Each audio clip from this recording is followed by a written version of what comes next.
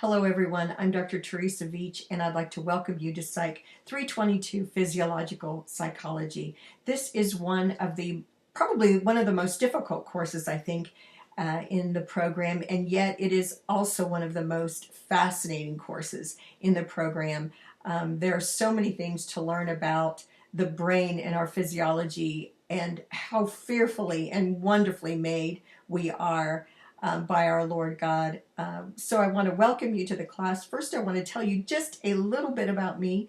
I worked as a licensed psychologist for over 15 years in practice at VA medical centers and in private practice. I've worked with hundreds of veterans returning from all the wars, including some from World War II, and that was an extreme honor. And I am in my dream job right now at Indiana Wesleyan University, getting to teach you and getting to develop programs. I absolutely love my job.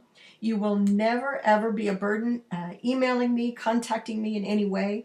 I love to teach. I love to see students grow and develop as scholars. So the next thing that I want to talk to you about is my view of moving from student to scholar.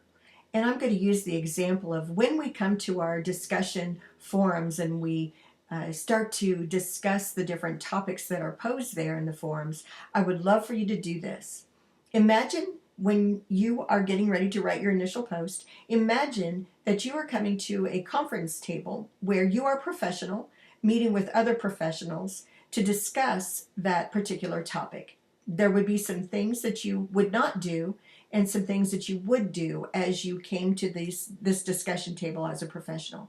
One of the things that you would not do is to refer to the textbook or this week's reading or this week's topic. Those things would give away your student status right away.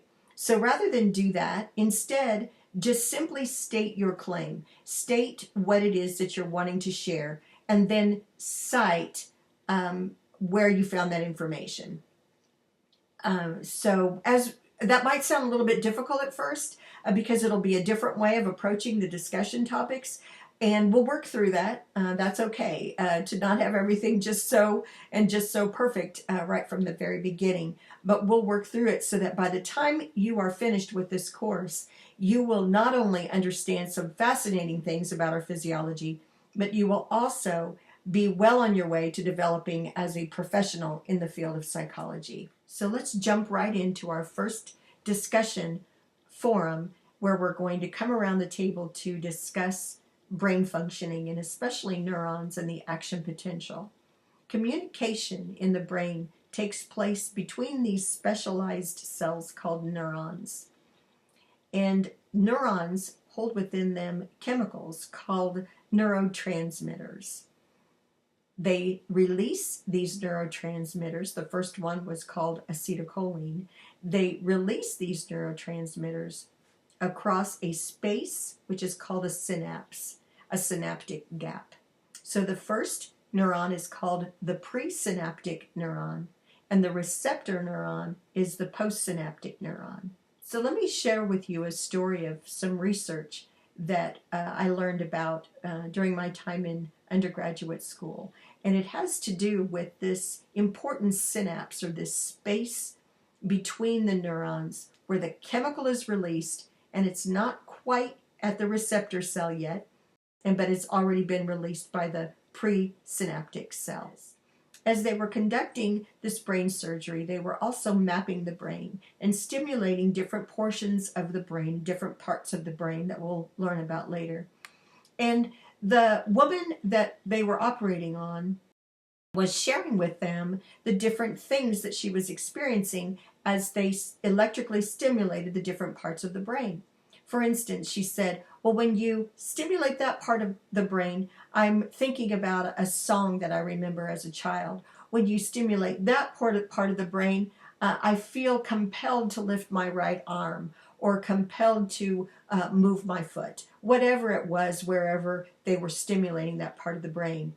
Now, the fascinating part, even more so than how different parts of the brain work together in order to bring about and to cause us to function, to remember, to say, to speak, to interact, What she said was, even though I'm compelled to move my arm or compelled to think about that song that I remember from childhood, there's a space and time when I don't have to. So that made me think, even then and there, how much free will do we have? Are things determined, or do we have choices? And this is the kind of thought process that I would love for you to have as we look at the brain, as we look at how we are so fearfully and wonderfully made, not just about the terms and not just about how our physiology is created and how we function, but what does that mean with regard to our existence in the world? It's truly fascinating information. So each week what I'll try to do is do a little mini lecture or explanation about the different topics and the different things that we're learning.